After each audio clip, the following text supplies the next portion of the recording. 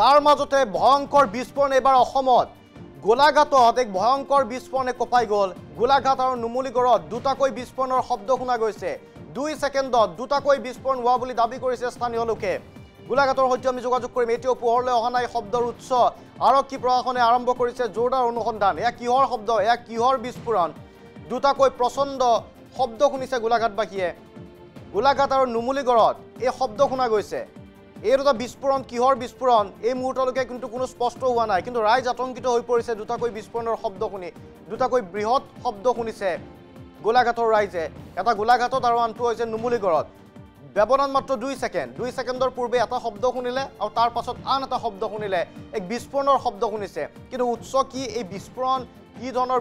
বিস্ফোৰণ হয় নে নহয় এই কথা এতিয়ালৈ পোহৰলৈ অহা নাই চিলিণ্ডাৰ বিস্ফোৰণ না অন্য বিস্ফোৰণ সেই কথাও জানিব পৰা হোৱা নাই আমি গোলাঘাটৰ সাংবাদিকৰ সৈতে যোগাযোগ অব্যাহত ৰাখিছোঁ সবিশেষ আমি তথ্য জনাবলৈ চেষ্টা কৰিম শব্দ শুনা গৈছে বিস্ফোৰণৰ কিন্তু বিস্ফোৰণ হয় নে নহয় নিশ্চিত হোৱা নাই এই মুহূৰ্তলৈকে আমি গোলাঘাটৰ আমাৰ সতীৰ্থ সাংবাদিক পংকজৰ ওচৰলৈকে আহিব বিচাৰিছোঁ পংকজ শইকীয়া দুটাকৈ ভয়ংকৰ বিস্ফোৰণৰ শব্দ শুনা গৈছে আপুনিও শুনিছিল নেকি বা কিমান দূৰলৈকে শুনা গৈছিলে কিহৰ শব্দ হ'ব পাৰে নিশ্চয়কৈ আসলে ক'ব লাগিব যেহেতু কিছু সময়ৰ পূৰ্বে আসলে গোলাঘাটৰ আকাশত দুটাকৈ বৃহৎ শব্দ হৈছিলে আৰু যিটো শব্দত আসলে গোলাঘাটৰ সৰুপথাৰ অঞ্চল আৰু নুমলীগড় এই নুমলীগড় অঞ্চলৰ লগতে কাষৰীয়া যিসমূহ গোলাঘাট নগৰৰ কাষৰীয়া কিছু অঞ্চল আসলে এই শব্দত আসলে জনসাধাৰণ কম্পিত হৈ পৰিছিলে আসলে কিহৰ শব্দ এই মুহূৰ্তলৈকে আসলে থিৰাং কৰিব পৰা নাই বা আৰক্ষী প্ৰশাসনেও এই মুহূৰ্তলৈকে জনাব পৰা নাই কিন্তু জানিব পৰা মতে এটা বৃহৎ বিকট শব্দ হৈছিলে আৰু ওপৰত আৰু সেই শব্দক লৈ এতিয়া আসলতে ক'ত সংঘটিত হৈছিলে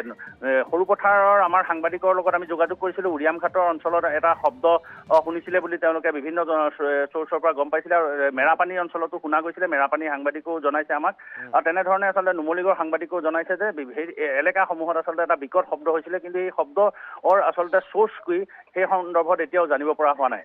কিন্তু ভয়ংকৰ কথা দুটাকৈ শব্দ বৃহৎ শব্দ আৰু সীমান্তৱৰ্তী অঞ্চলত শব্দ আপুনি যিটো কথা উল্লেখ কৰিছে মেৰাপানী অসম নাগালেণ্ড সীমান্ত গতিকে সীমান্তত কোনো ধৰণৰ কুচকাৱাজ হ'ব পাৰে নেকি সন্দেহ কি কৰিছে স্থানীয় লোকে আৰু যিটো শব্দ শুনিছে শুনা লোকসকলে কি কয় যে শব্দৰ প্ৰৱণতাটো কিমান বৃহৎ আছিল হয় আচলতে কিছু সময় পূৰ্বে যি দুটা বৃহৎ শব্দ হৈছিলে সেই শব্দ দুটাক লৈ আচলতে জনসাধাৰণ কিছু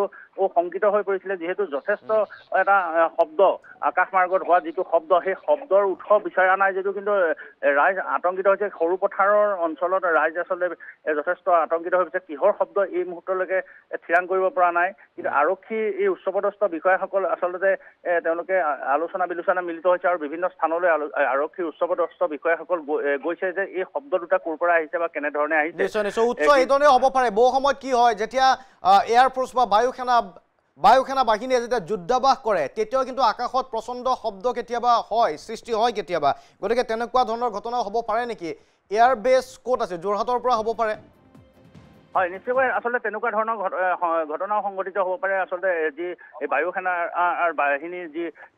ফ্লাইট আছে আৰু সেই ফ্লাইটত আচলতে গ'লেও কিছু শব্দ কেতিয়াবা শুনা যায় সেই শব্দও আচলতে হ'ব পাৰে বুলি স্থানীয় লোকে সন্দেহ প্ৰকাশ কৰিছে বা বিভিন্নজনে সন্দেহ প্ৰকাশ কৰিছে কিন্তু কিছু সময়ৰ পিছতে আৰক্ষীৰ পৰা বা অন্যান্য চ'ৰ্চৰ পৰা আমি জানিব পাৰিম যে এই উৎস ক'ত আছিলে ইতিমধ্যে আমি এই বিষয় লৈ আচলতে NB নিউজে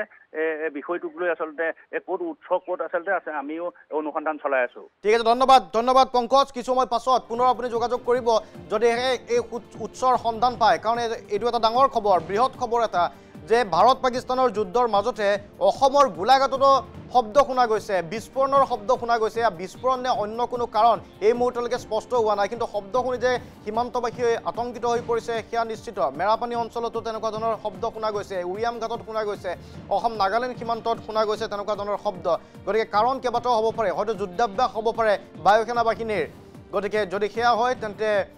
চিন্তাৰ কোনো কাৰণ নাই আশ্বস্ত হ'ব পাৰে কিন্তু তাৰ বাবে স্পষ্ট হ'ব লাগিব